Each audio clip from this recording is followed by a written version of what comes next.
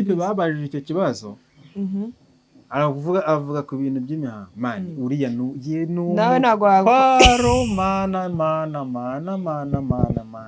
ibintu by'imihango ya buri kwezi rano umutwaro ntago wazabivamo. yego komana abahungu baratura abanyamugihe ariko uzi ko Imana ijya kurema bwa mbere yaremye umugabo wari uzi neza ko umugore itigeze imukozaho intoki yaremye umugabo hanyuma umugore yavuye mu rubavu. Imagine noneho kuba umugore ari akantu kangana urwara k'umugabo none ugiye uramfashe ngo hitamo ngo kuba ngo umuntu wuzuye no kubura akantu.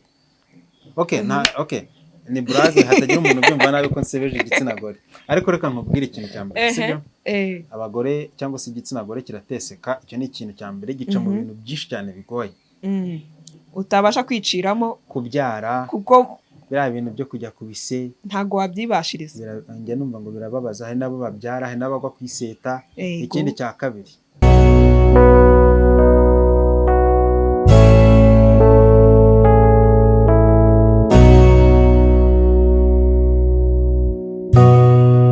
hello mumeze mute mumeze neza nongeye kubasuhuza abakunzi ba Within 250. uyu munsi rero none nabazaniye umutumirwa muri kubona ko none ntari njyenyine. Uyu musore hano muri kona agiye kubibwira ababwire n'icyo akora then tubone gukomeza tuganira. Reka nizere ko mumeze neza. Nitwa The Voice of Just ibyo nkora mana yanjye subwo ndibumenye ako ndi ntago uzi ikintu ukora. Okay, uri umu influencer. Okay, ni byiza cyane. Umu influencer gutese like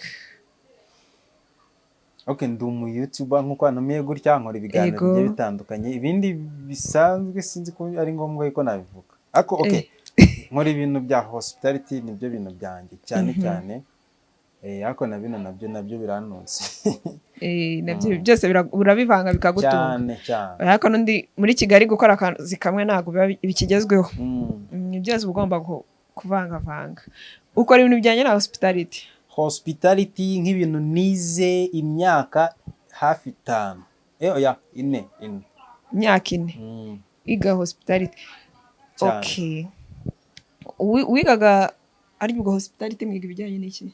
Hospitality ni ibyerekeranye n'amahoteli n'ubukerarugendo. Okay, ariko nabyize muri kaminuza muri secondaire nari narize ibintu bita meg abantu baradusekaga koko babahoraga iki meg ngo nyine ngo ni abantu ba subject ngo niba nabyita abaswa ni sexy itagezweho pe ntago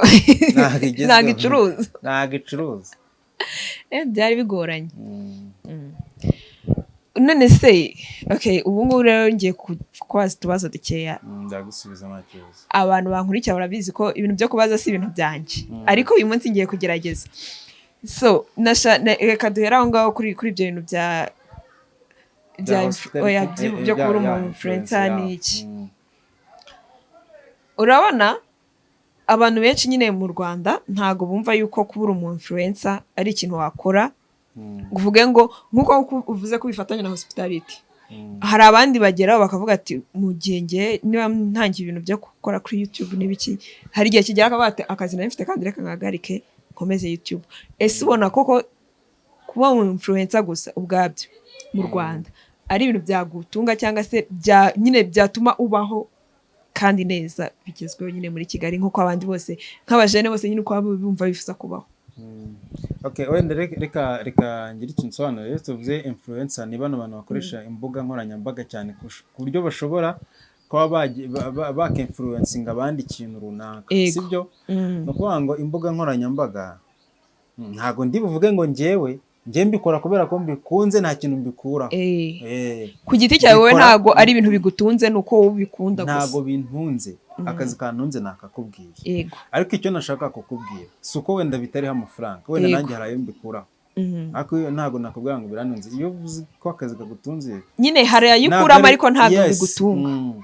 Nuko ngo aka ni akazi gashobora kuba kagutunga 100% kuko hari benshi tuzi batunzwe n'ibyo bintu tutagenda kure mu Rwanda barahari. Ntago ndi buvuge ngo kanaka. Ushobora kuba wenda ukora filime ukabishyira kuri izo YouTube sibyo? Yego. Ushobora kuba waba ukora ibiganiro nk'uku nguku, ushobora kuba waba ukora comedy mu buryo busanzwe nyine ukabicisha kuri social media. Buriya Facebook ntabwo abantu babizi neza ko Facebook irishyura. Nayo irishyura burya? Facebook nanjye ntabyo narinzi bimenye yangaha. Facebook irishyura nyine ufite page, ndi kuba page. Ufite hope page irishyura. Nayo hari urwego rugeraho. YouTube irishyura. Yego. Twitter irishyura, ariko Twitter irishyura udufaranga duke cyane buriya duke byataye. Instagram irishyura, ariko ikintu kigezweho muri no minsi abantu benshi bari gukoresha batazi ngo ni ibiki. TikTok iri kwishyura. TikTok nayo iri kwishyura. Buriya TikTok njye ni ikintu nkoresha kuko ngikunze, ko ntekereza ko oya ntago ari nanjye vuga ngo niyo social media nakoresheje bwa mbere ko ntago ariyo. Twese twari kuri Facebook. Ariko nyine TikTok yo nayikoresheje kwa ko nyikunze nayibonaga ngo isawa ndaba kubera iki ntagerageza ibi bintu. Ego. So uvuze ko hari abo bitunze ariko we ntago bigutunze. Ese ujya wumva hari igihe kizagera kumva ko ako kazi kawe ka hospitality ushaka kukareka ugakomeza aku YouTuber cyangwa se ako kubwa influencer kari gukora gusa? Okay, kambisobanure muri buno buryo. Ibi ni ibintu byose nkora mbikunze. Hospitality mbikora nk'akazi sibyo? Ariko nayo urayikunda? Ndabikunda ku rwego rwo hejuru.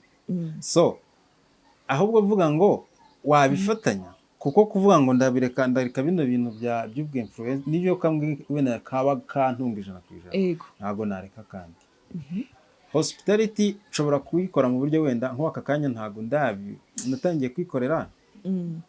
By the way nkora ibintu bya catering mu mibiraka byerekeranye n'ubukwe, ndabatekera cyane, mfite company bikora. Smart Catering and Service Limited. Tekera ibintu by'ubukwe n'ibindi birori bisanzwe dukeneye twabigukorera. Urumva mbye mbikora nk'umuntu wabyize, nabanje kujya mbikora mu mahoteli mu bintu bitandukanye, ariko nowadays ndi kubikora. Ureke ngiye ujye ubikora nk'umuntu utarabyize. Abantu benshi bajya bambaza ngo abantu nabyigiye, ntago nabyize nuko mbikunda gusa. Buriya ikunda kurya ubuzi no guteka. Uragerageza ukabimenya mu buryo bwose bushoboka. Twakomeje ibyo bintu nshobora kubonekera ko ari mwe mu kwezi akuramo ayo magana ngahe akantunga, ariko nimba nabonye ubushobozi buhagije nshobora kuba nakora restaurant iri ku rwego runaka. Niyo mipango wenda mbafite. Niyo mipango bufite. Niyo mbafite. Rero bino mihanda turi kuvuga wenda bya YouTube cyangwa n'ahandi hantu bishobora kumpa amafaranga menshi. Bimba amafaranga menshi bishobora kumfungurira amayira y'ibindi bintu, ariko ntago navuga ngo nzakora akazi konyine ku YouTube gusa. Okay. Wowe kuri we ntago umva ko wahagarika akazi, ahubwo umva ko wabifatanya. Ntago bibaho. None se ko hari abantu bajya bavuga ngo nyine YouTube isaba umwanya. Isaba kuyiha umwanya. Wumva uwo mwanya wawo ubona ku buryo ushyiraho n'akandi kazi? Okay, abantu babivuga ntago mbyemera bitewe n'ino mpamvu. Ngiye ibintu nkora ntago bisaba kuza ngo ndyame kuri YouTube. Cyakoze umuntu ukora filime buriya nazo nzikora nuko muri na minsi nari kuzikora. Umuntu ukora filime wamwumva kuko biramusaba kurara yandika. Narara yandika cyangwa se nirwa yandika azafata indi minsi ajye kubishotinga. Afata undi muntu wenda n'ikindi gihe cyo gukora ama promotion y'igitangira bisaba ngo bino bintu nk'ibyo ngibyo.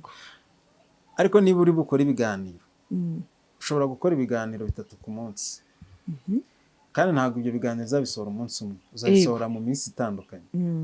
Ubwo rero icyo bisobanuye ni ukuvuga ngo ushobora gukora ibiganiro YouTube ushobora kuyiha tuvuge n'urugero iminsi 2, indi minsi ukayiha akandi kazi. Ikindi cya kabiri ushobora kuba ufite akandi kazi tuvuge n'urugero sinzi isaha utahira.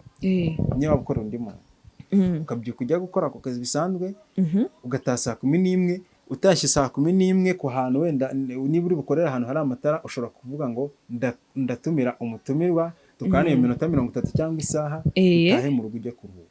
Ntabwo YouTube yakubuza gukora kandi kazi. Uko niko mbyumva. Hari undi muntu ushobora kuvuga ati nta bindi ndi bukore ndakora kangaka, ariko kuri njye ntago ari byo byenyine. Wowe kuri wowe ntago ari kubyumva. Okay, noneho rero reka nkwibariza kandi kabazo. Tugiye kujya mu buzima busanzwe nyine, ndabona nawe uri umujene nk'abandi bose. Ubona ari iyihe mpamvu urubyiruko rw'Abanyarwanda nyine bavuga ko bakennye cyangwa se bavuga ko akazi kabuze. Wemeranya nawe cyangwa ntabwo mwemeranya? Okay, ikintu twemeranya nuko akazi kabuze. Yego, icyo ni kimwe. Ikindi cya kabiri, mana akazi karabuze. nta n'ikintu narenzaho. Akazi karabuze, urumva niba udafite igishoro biragoye, ariko ikintu nemera cyo ni kimwe. Hari utuzi duciriritse abantu benshi banga gukora, ushobora kuba wagakora. Aka kanya hari abantu ibyo mbona akazi ari umuyedi akemera agasitiragoringa. Buriya abayedi ni abantu bakorera amafaranga kandi ako kazi abantu benshi ntabwo bagakora. Yego, akaba yatangira ari umuyedi cyangwa se agakora akazi ko mu rugo. Abantu bakora mu rugo buriya respect kuri bo, abantu bafite imibare. Ushobora kuba waza ukorera ayo mafaranga 25,000 cyangwa se 30. Ntabwo uri bukuremo amafaranga y'inzu, ntabwo uri bukuremo amafaranga agutunga, kandi buriya hari ibintu abantu benshi batazi. Abakozi bo mu rugo bahembwa amafaranga menshi kurusha abantu benshi bibwira ngo barakora kandi kazi. Nujya kureba inzu muri Kigali iragora. Iragoye. Niba amafaranga uri bukorere nta mafaranga uri bukuremo ngo urajya guhaha, nibyo bintu bitwara amafaranga menshi. Inzu no guhaha, ubukode no kubaho. Ukaba uri bukoreza 25 kuri busevingi. Ushobora kwiha nk'umwaka cyangwa 2 uvuga ngo ndi gusevinga, ugakora agashoro gatoya ukaba wakora ikindi kintu. Hari abantu benshi baje muri ubwo buryo babayeho muri Kigali, babayeho neza kandi baratangiriye aho. Muri make kuri wowe ikibazo urubyiruko rufite nuko banze gukora akazi gaciriritse. Ibyo bintu hari abantu benshi badashaka kubikoza, badashaka no kubyumva ko ibyo bintu yakabaye abikora. Kanaka nambona ndi gukora ibintu aranseka, cyane cyane nk'utuntu tw'udusoresore dufite abantu benshi badutereta cyangwa badutereta, ntabwo ashaka kugaragara muri iyo sura. Ntabwo ashaka ko umukobwa atereta mubona ari mu kiyede. Ese nambona nifite ihene cyangwa se ufite ibuye, hano hagiyeho ibintu by'ibikiriki, arambona kandi akirengagiza ko uwo mukobwa ari kwanga kamubona nimugora ari buze kumwaka 1,000. Ariko ibyo bintu nabyo simbyemera. Ariko ni wowe twigize gukorana ikiganiro, sibyo?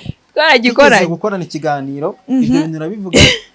Ako kantu nagapostinze kuri TikTok yanjye. Bakubwiye ngo iki?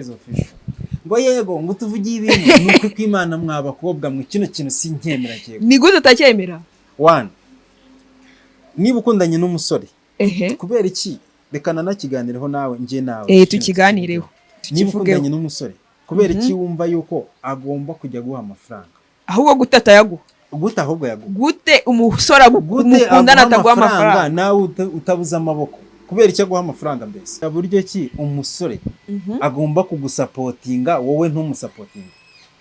Umusore aba ari kwitoza inshingano zo kuba umugabo, hanyuma we kuki utakitoza inshingano zo kuba umugore? Kuri ubu ngubu reka nkubwire, kuri ubu ngubu ntago urugo rugitungwa n'umugabo gusa, n'umugore nawe yatunga urugo. Ariko hanini ni iki? Nta hanini 50-50 man, we se kuki mwumva ko uburinganire buzakora ahantu hamwe gusa? Ubukora hehe? Ahantu hose nyine. Ni hehe wumva ko bukora wowe? Ahantu hose ariko reka nkubwire ibyo aho hamwe waravuze ni hehe gukora gutunga urugo. Ubu umugore nawe ashobora kuvuga ngo reka struggling nshaka amafaranga y'inzu. Yego, struggling mpahe. Kuki umugabo aryamye? Iby'ubugabo n'umugore katubireka, reka dusubire bya bintu byo gukundana. Bamo by'abagabo kuko ntabwo uraho umugabo, jya ndenda kumuba uzamuba nyine ariko ntabwo uraba we. Vuba kutarantumira muri no mwaka. Ujye nibanga ndarimenya. Urakoze kuri menya. Wanjye nawe uzankoraho. N'ubundi nicyo uzazira. Dukomeze. Ni gute uri kumbwira ngo umuhungu dukundana ntagomba kunsapotinga, agomba kunsapotinga? Yego, reba ukuntu nifashe. Ikintu cya mbere nifatiye nk'agakombe k'abana. Nifatiye hano abantu b'abakobwa mwigize abanebwe, mwumva neza yuko muzakura abagabo, mwumva neza yuko oya nanjye ibyo ngibyo ntabwo mbishyigikiye, byo kumva ko ugomba kureka gukora gutegereje amafaranga y'abagabo. Ibyo ni ugukura. Reka nkubwire, muhaguruke mukore. Njye n'ubwiye ikibazo rega nuko ubwo bushobozi ntabwo mba mfite. Ese utekereza ko mfite ubwo bushobozi bwo kwikemura icyo kibazo nakikubwira? Mukanye twatemo tuvuga buryo ki umuntu ashobora guhera ku kazi gaciriritse. Nanjye nakubwiye ngo uzabyuka ukarabye ikirenge witere fondote, ubundi ujye hari ugarame ngo mfite umusore ngo arimo arakora ngaraza kuma amafaranga. Ariko mwabakobwa mwahagurutse mugakora. Reka nkubwire kino kintu, ni nako kuri ntago ari ibintu byo wenda byo guca ku ruhande, niko kuri kwawe. Sinatunga umugore udakora ni cyambere. Mve ngo ugiye no gutereta ntago watereta umukobwa udakora. No ntago ari cyo mvuze. Ariko nese umukobwa iri kumutereta n'umutereta ngo muzabane. Nyine reka mare nkubwira ashobora ko udakora kubera ko ikindi nta kazi afite. Yego. Ariko siko kuntu ashaka kwirera. Ega ntago abantu bose badakora ari uko baba badashaka gukora. Nyine icyo ndi gushaka kukubwira cyumva. Dushobora kuganira. Wera uravuze ngo ntago watuma umugore udakora. Nese umuzanye mu rugo ako kazi ntaba gafite. Wajya umubwira ngo kwa ko ngiye ngo nawe byukugenda ngo sinshaka kugusiga hano muri rugo. Ntago wanyumvise neza. Ego. Nukuvuga ngo ushobora kuba udafite akazi ariko ufite kugashaka muri wowe wumva nyine ukakeneye wumva wagakora. Ni kimwe. Hari na ba bantu mani umugore yumva nyine ngo nukuza akajya mu rugo ngakarera abana ka mutima w'urugo. Zamuncishe hiya wa mukobwa we. Ntago ushaka mutima w'urugo akaba mutima w'urugo akajya byuka agakora nyine imirimo yo mu rugo. Sinkukeneye mu buzima bwanjye niba ari ukuteye niba utazi gukora. Nuko nkamubwira umukobwa ngewe nkeneye. Uje gushaka umukunzi hano. Nge ntago nje gushaka umukunzi, nge mfite girlfriend man. Kandi azo wawe ufite ubukwe nta girlfriend? Yes. Kandi ufite ugiye nako kuba umupapa? Yes, nta kibazo. Ndi umupapa no busanzwe. Okay, uri umupapa ubwo ugiye kuba iki? Kwintu byaza mvuza byanze. Sango ndi umupapa. Buza gukora ubukwe urabyanze. Buza kuba umupapa urabyanze. Ugiye kuba iki? Nzaba mbaye umugabo n'umupapa biratandukanye. Bitandukanira he? Nta mugore mfite. Uri umupapa udafite umugore. Mugani wa Junior ngura umufiye pe. Ndi umupapa ku giti cyanjye nta nubwo ari ukuvuga ngo nabyaye ariko muri ngiye ni nk'umuntu w'umupapa. Uri kumva se? Umugore nshobora kumushaka nta kazi afite nta nako yigeze, ariko mind ziwe nyine uko nazumvishe. Niba ari umuntu uvuga uti nshobora kuba nagashaka njyewe ibiganiro tugirana binyemeza kuba twakomezanya cyangwa twahita breakinga direct. Ego. Umuntu udashaka gukora wa muntu wumva ko azabi wabo ngazahava agiye mu hari umuntu ugize kuganira nari ndimo ndamutereta. Nari ndi kumutereta namukunze byatari. Wumva mubuze wapfa. Oya natwe tutarakundana.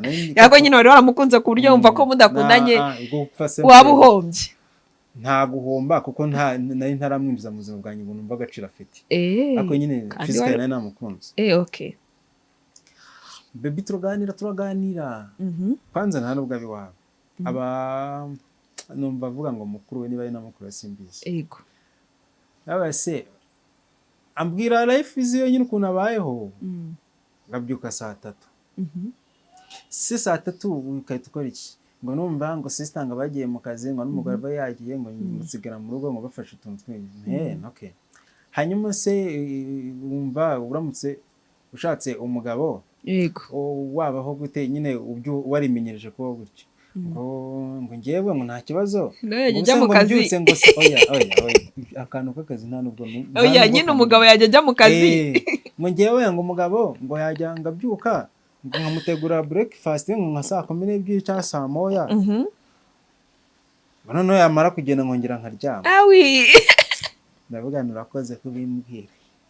Thank you so much man bumugisha umukobwa we uzu ikibazo umukobwa ashaka ko atazana Kigali ariko nta kibona ari i Kigali nabona iki Kigali rwose azicara avuga ati menye icyo nazize ahubwo uzamenye icyo wazize ariko imagine urumva uzamenye rwose ko rero wizize nubwo yavuze ati nabyuka nkakora breakfast hanyuma akajya ku kazi nanjye nkajya ku kanje ngagasubira mu buriri kandi nyine akazi karako kuba ari mu rugo ngakita ngo kubana akarera abana bawe neza.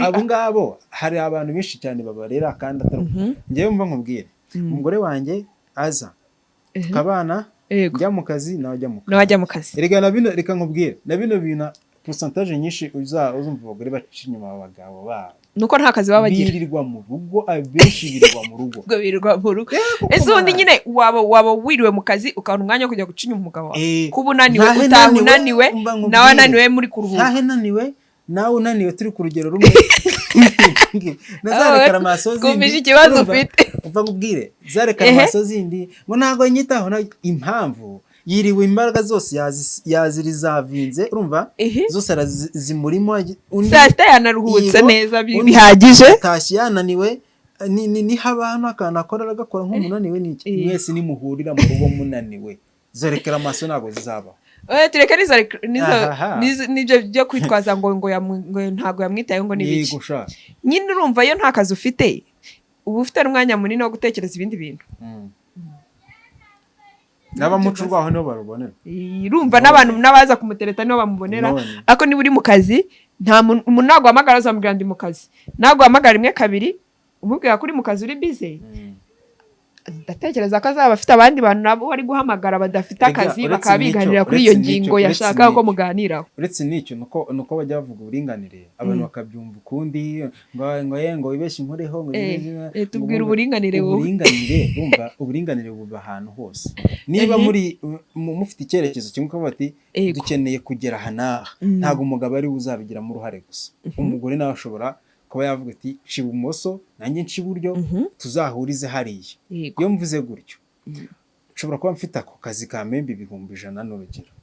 Nawe ushobora gushaka akazi kaguhemba 50,000. Nifashisha wenda urugero rutoya ushobora wenda umwe kuba yakinjiza wenda 500 million ndakinjiza miliyoni n'urugero cyane.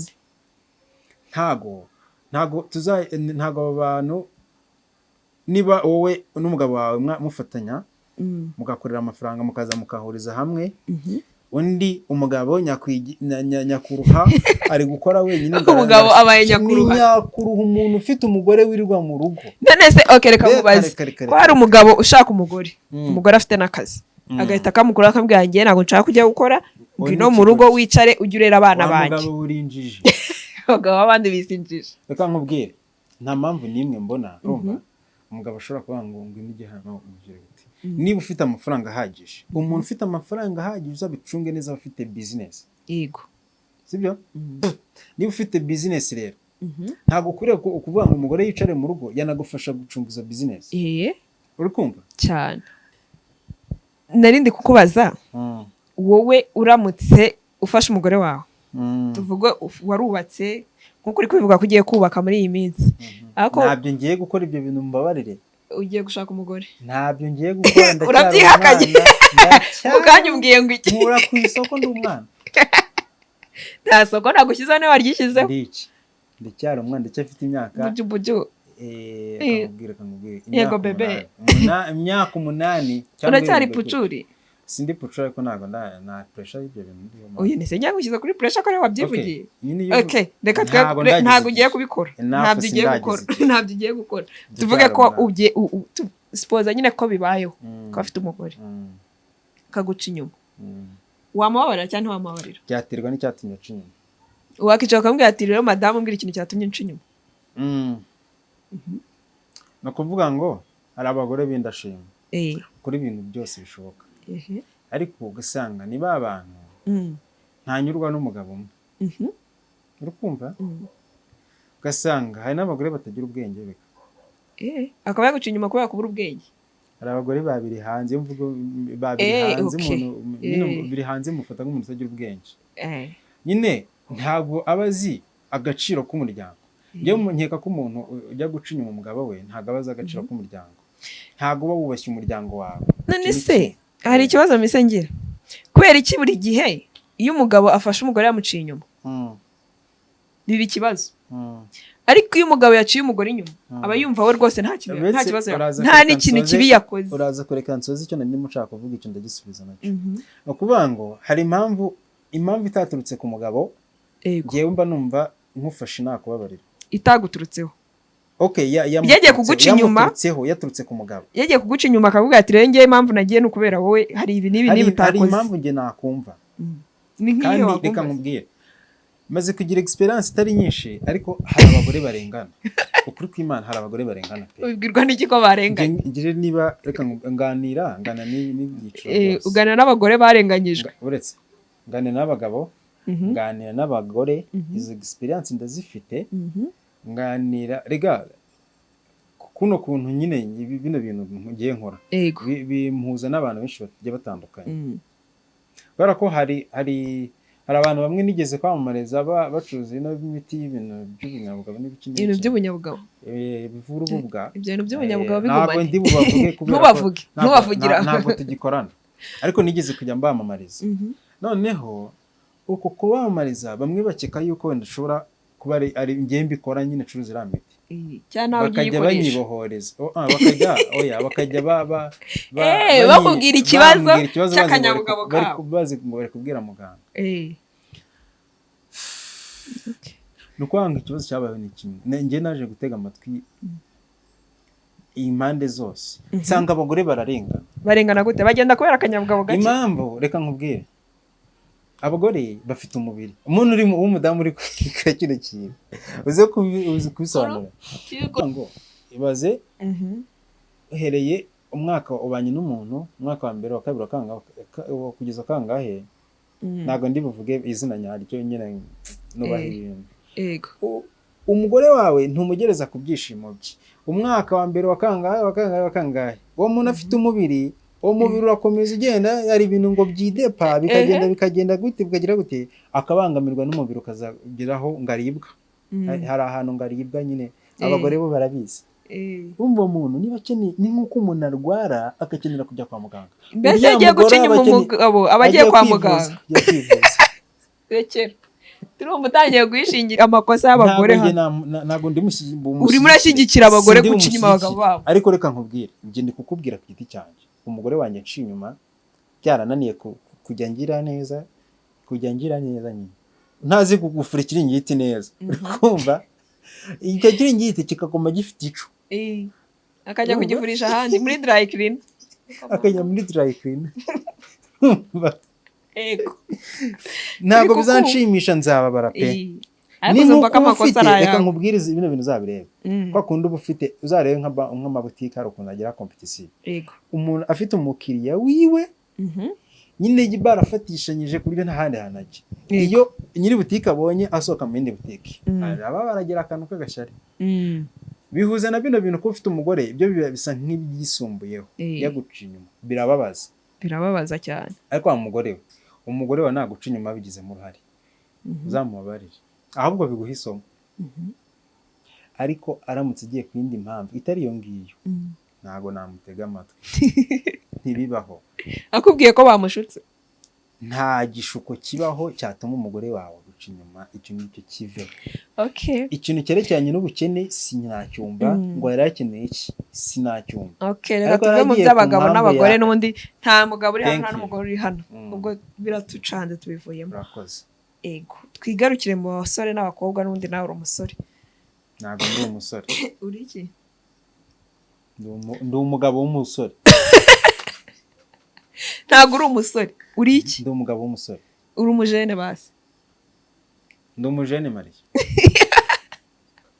agaze rero ubu ngubu utangiye kunshaka mu kanya umaze kumbwira ngo ufite ubukwe nako ngo ugiye gushaka umugore mu kanya mbikukojeje utireka reka ndacyara umwana mfite imyaka 8 aka kanya ngo uri umujene mariya urabura 8 ngo ushake ese kubera iki mutari gukunda gushaka abagore bakumaze iki nyine kubera iki urubyiruko rwanze gushaka habaye ikisabo kugira ngo tubashake mwubake umuryango turawubatse turubaka kangahe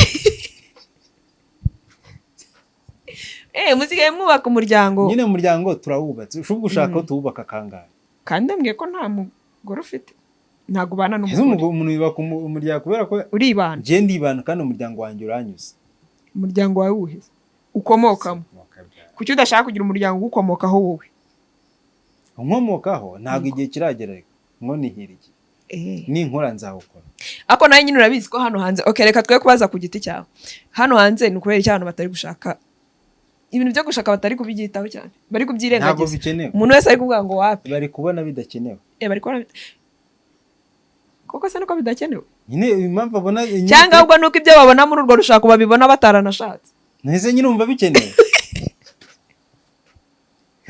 reka mbanze nkubwire nanjye sibyo basigaye bazubaka exterior reka mbanze nkubwire nyine kuri ubu ngubu ibintu bigezweho ni ukubaka ubutaha mani stress zigiye kumara abantu kubera gushaka nabi izo ngo za exterior nako numva zinteye exterior ko numva zinteye amakenga hari abantu benshi njye nganira nabo kandi ndabumva bati ngiye nabo biyubakiye exterior ndashaka kubyara hanyuma nimbyara nk'umwana umwe cyangwa babiri nzaba mfite amahoro binkize iyo pressure yo gushaka abantu benshi uzabibona iyo umuntu yabyaye ushaka bita birangira nyine ntabwo birangira ubu nawe warabyaye niyo mpamvu nta pressure ufite ndenda kubyara urenda kubyara kandi uzi ni umuntu wa mbere uzamubyara ni wowe baragushuka ngaho uzankuriremo inda none baragushuka pe inde wowe njyewe noneho kugira ngo ntange n'ubwishingizi bwanjye bw'inda bivugiye kuri kamera ibintu nzabikuramo ibintu nzabikuramo uzibeshye ni njyewe ukoze ntuza ndasigara na footage ubikatinga mpita nsora ikiganiro kiri original wibeshye ukabikuramo ndagisora kiri original urajya kumbeshyera inda si njyewe ukamese ndasigara na footage za original mbona ikiganiro kituzuye mpita nsora ikiganiro cyuzuye cya original. Thank you. Urakoze. Ni ubwishingizi mbuvugiye kuri kamera. Urishinganishije. Nkubona umunsi baje kukwishyuza uwo mwana ukamubura. Dukomeze. Ndishinganishije uyu musore. Ariko ntuzabikuramo. Uyu musore ntandaye mfite. Ngo uhakana ubugore aragarama. Byerekana. Hano se ndi guhakana ubugore ko ndi guhakana inda. Oya, ni umugani twifashishije. Mwabana muri kubireba iyi ni couple yubatswe iranakomeye. Yubatswe akaganya. Nawe nyihaka. Simandi mubi cyane kubyanya akana. Oya ntago uri mubi. Ntago uri mubi pe. Ese iyo turi kumwe kumba mbona washize nyine umbwira utugambo twiza. Imba nashize. Urabizi ko nta muntu ushega. Ashega Ikinyarwanda cyanjye ni mukeya iryo jambo nkoreshe muri ryanganira. Urabizi ko ashega inka adashega umuntu. Ikinyarwanda cyanjye ni muke man. Ni muke cyane. Ikinyarwanda cyanjye ni baby. Ikinyarwanda cyanjye kiri baby. Ari umukobwa wavuze akana muri pop baron shandaseka. Yaravuze ngo iki? Ko niwe ndaza kubireba ndi kubyibagirwa. Ariko naro nagapostinga kuri TikTok. Nako kari kavuga ko ikinyarwanda ari muke. Nyine ikinyarwanda man ari ukuntu abantu bubu ngubu bari gushaka kuba abasirimu bakavuga indimi. Naro kuzivuga bakazivuga nabi. Nicyo kibazo. Ngiye icyo kibazo nize no kukibaza. Kubera iki abantu bashaka kwihatira kuvuga indimi batazi kuvuga. Wavuze ikinyarwanda twese ko turi abanyarwanda. Niyo mpamvu nkoresha ikinyarwanda. Ngiye niyo umuntu anyandikiye icyongereza bino bisanzwe. Ego. Ndamusubiza ariko ntago bicimye. Kereko umuntu aba yatumva ikinyarwanda. Umuntu arumva ikinyarwanda ashatse kujya gukoresha ubuntu bw'indimi budashaka. Kuki mushaka kuturusha? Kuvuga icyongereza biratuvuna. Ntabwo twakivukiyemo. Ikimenyimenyi iyo ndakaye ngutuka mu kinyarwanda. Igihe uhita umenya ko nyine icyongereza kirambuna ntabwo kiba hafi yanjye. Kuki muba mushaka kuvuna abantu? Mujye muvuga indimi abantu bumva. Okay, twakomeje. Hari akantu maze iminsi mbona abantu bari kubaza ariko nawe nkakubaza. Baramutse baguhitishijemo kuvuka bwa kabiri. Wavuka uri umuhungu cyangwa wavuka uri umukobwa? Baguhitishijemo ugiye kongera kuvuka akavuga ati ugiye gusubira mu nda ongera uvuke. Ariko tuguye amahirwe yo guhitamo. Uravuka uri umuhungu cyangwa uri umukobwa? Reka nkubwire niba ari umutungo mfite n'injoyi. Kurusha ibindi bintu byose man umutungo mfite n'injoyi. Nuko uri umuhungu. Guys, kuba umuhungu biraryoha. Kuba umuhungu nta stress bigira. Uri kumva? Icyo kintu uri kucyumva? Nta stress bigira ze gute? Sinzi niba uri kumva icyo kintu yamana niba ujye ukunda.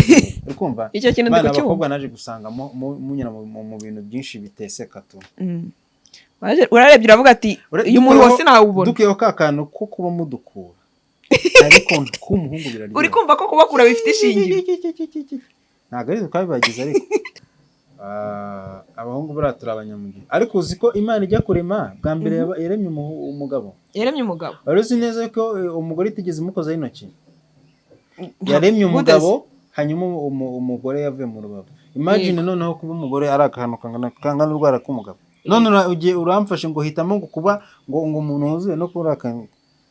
Okay, ni brage hatagira umuntu byumva nabi ko nsebeje igitsina gore. Ariko reka nkubwire ikintu cya mbere sibyo? Abagore cyangwa se igitsina gore kirateseka. Icyo ni ikintu cya mbere gica mu bintu byinshi cyane bigoye. Utabasha kwiciramo kubyara kuko bira bintu byo kujya kubise ntago wabyibashiriza. Njye numva ngo birababaza hari nabo babyara hari nabagwa kwiseta. Ikindi cya kabiri. Bibe babajije icyo kibazo. avuga ku bintu by'imihango mani uriya nawe ntabwo waparo mana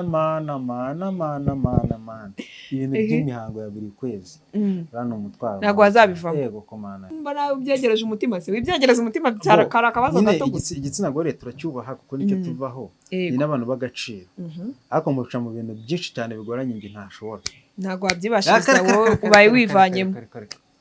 mvuyemo mbanyemo akanjye karenge. Mu kanya hari amakuru twari turi kureba y'umuntu wiyahuye kwa Makuza. Biri kuvugwa ko ashaka kuba ari urukundo ngo rwabimuteye ari umukobwa yakunze. Ese wowe ni iki umukobwa yagukorera cyatuma wiyahura? Mukundana? Ntabwo ari urukundo. Ni iki? Uriya muntu afite ikibazo mu mutwe. Reka nkubwire. Ntabwo ari ikibazo. Afite ikibazo mane buriya icyo nakubwira. Yego. Abashakashatsi bavuze ko umuntu ahava akagera agira udusazi. Agira ibisazi. So rero ariko nanone urwego rw'ibisazi byacu bigiye bitandukanye, hari ufite byinshi ibindi bikeya, umuntu wari wese agira ibisazi bigenda birutana mu marevu. Rero iyo umuntu yarakaranyije n'undi uzabyumva hari igihe kwa kundi ugira nuza tempo izamuka buriya no dusazi tugize umujinya tukimuritipriya urukumva kwa kundi ufata imyanzuro ihubutse ni ibisazi bigutera kuba wafata iyo myanzuro. Nukuvuga ngo uyu umuntu ageze ku rwego rwo kwiyahura ibisazi biba byabaye byinshi. Uri kumva neza uriya muntu ntabwo akiri gutekereza neza nk'umuntu muzima. Muri make aba yasaze. Mbaye nasaze inafata umwanzuro ariko ku bitekerezo byanjye kugeza aka kanya nta kintu cyatuma niyahura. Unyanze nababara ariko nkashaka undi. Nta muntu kampara aho ngeze aha ntago nakundanye n'umukobwa umwe yaragiye aransiga ubuzima burakomeza. Urakomeza haza n'undi aragusiga nawe urakomeza. N'umugore nawe namuta nkashaka undi ntabwo yatuma niyahura. Ntabwo yatuma wiyahura. Gute? Ubwo nyine wiyahuye niyo mahitamo yari afite. Imana imworohereza. Nta mahitamo nakubwiye ngo uriya muntu ntabwo aba yagize ku rwego rwo kudatekereza neza. Uriya muntu ntabwo aba yiyahuye kubera urukundo. No. Aba yiyahuye kubera iki? Erega hari impamvu nyinshi zituma abantu biyahura. Yego. Urukundo nuko ruza rumeze nka immediate cause ariko ntabwo aba ariyo main cause ya nyayo. Wapi? Ibintu byinshi biba byatumye umuntu yiyahura. Ariko biri kuvugwa nuko ngo ari urukundo. Nanjye simbizi niko abantu bari kuvuga. Ngo nta rukundo rubaho rutuma umuntu yiyahura. Urwo rukundo ntirubaho. Wowe kuri wowe ntirubaho ariko hari abo bumva nyine ko byabaho. Ntarwo. Wanyanga dukundana cyane nanagukunda cyane ukagenda nkababara nkasigara mbabaye ariko ubuzima. Ese umuntu umukundana n'iki kintu wumva ko cyatuma mutandukana? Niriye kose nyine yakora ukaba utamubabarira? Ikosa ryatuma ntamubabarira? Ntamwishimiye. Utamwishimiye? Ariko umuntu nishimiye. Icyo yakora cyose? Icyo yakora cyose namwishimiye. Bintu reba umbaje dukundana ntabwo mvuze ngo tubana nk'umugore n'umugabo. Turamutse dukundana nta kosa yatandukanye kino kintu. Hari umuntu uba utagukunda nyine wenda hari ibintu runaka gukurikiyeho. Uwo nguwo hari amakosa yakora nkahita mureka. Ariko kwa kundi ubizi neza ko umuntu agukunda nawe umukunda wenda yakoze ibintu ahubutse cyangwa se atigeze utekerezaho neza nta kosa yakora ngo simubabarire. Sawa murakoze cyane. So reka rero tugane ku musozo. Nta kintu wabwira abagukurikiye tugana ku musozo? Abamurikiye nishimiye kuza kuri ino channel n'ubwa mbere nyijeho nta nubwo nyamunda kujya ku macana menshi ni nk'iya gatatu cyangwa ya kane. Twabakunze cyane mw'abantu mwe ariko twabishimira kurenzaho muje mukajya no kuri channel yacu. Dufite channel yitwa Ukwezi nawe twarakoranye abantu babone hari ibiganiro biriho. Baraza kubona naguhaye ikaze kandi narindi wanyu ubwo baze kwibaza wahaye indi kaze. Kaba uri ubundi kaze. Yego. Dufite channel yitwa Ukwezi official muze no kuri mujye munadukurikira bakureba bagukunde. Dukora ibiganiro byinshi kandi byiza. Yego. Nta kindi ibindi nabasaba nabambagoye. Bagoye. Ibyo byonyine birahagije. Amafaranga yo nicyo kintu nkeneye ariko bamwe nabambagoye namwe muri banyakwigendera. Bamwe ushaka gusanga unayabarusha. Bamwe ni banyakwigendera. Mwakoze cyane kudukurikira kugeza ikiganiro kirangiye. Wewe wihanganye rwose